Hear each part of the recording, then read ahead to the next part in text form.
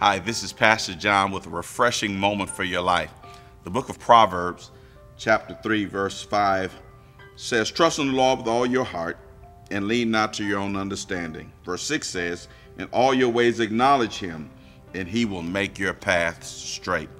You want to have predictable decisions in your life. One of the first things we have to do is understand God. The word understanding means, what do you stand under? Can God fill your mind with his word and his ways, his wisdom, so that you can have the way that he wants you to go?